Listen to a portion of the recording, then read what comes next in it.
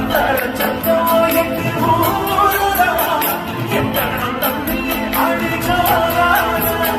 பக்கிரவானம் அந்த வாழையே எத்தனம் தம்பி அடவம் பட்டோம் கண்டிப்பாய் சிந்து போல் முட்டம் வந்து